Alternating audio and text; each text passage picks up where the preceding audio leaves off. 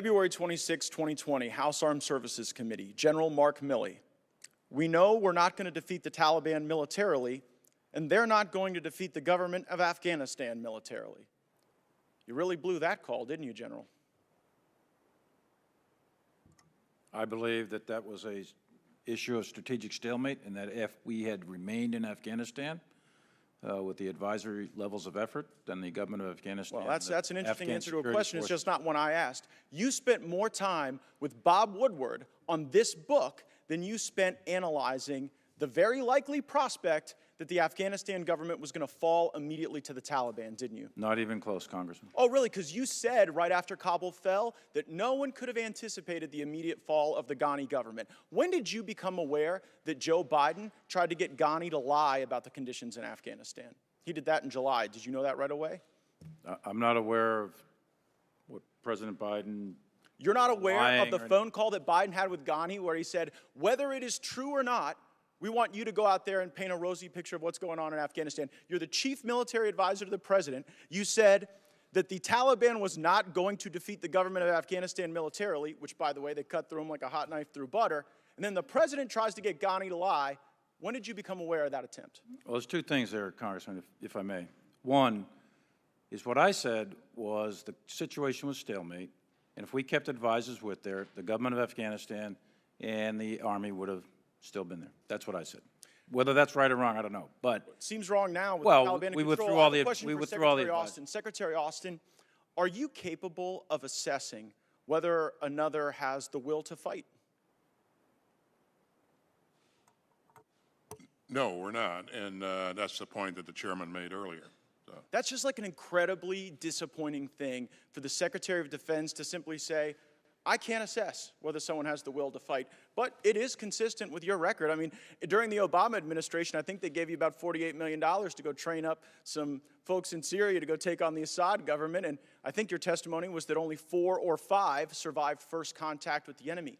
So what confidence should this committee have in you, or should the country have in you, when you've now confessed to us, and whether it's the swing and a miss in Afghanistan that General Milley talked to the Senate about yesterday, total failure, or whether it was your failures in Syria, you don't seem capable to look at a fighting force and determine whether or not they have the will.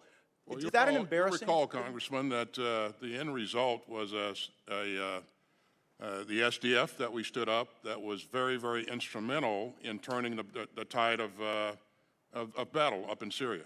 Oh, yeah, turned it so much. You've got Assad in power in Syria. You've got the Taliban in power in Afghanistan. I mean, where have you been? The focus was ISIS, Congressman, and those forces had significant effect on the ISIS network. It just seems like you're chronically bad at this, and you have admitted that, I guess, which is to your credit.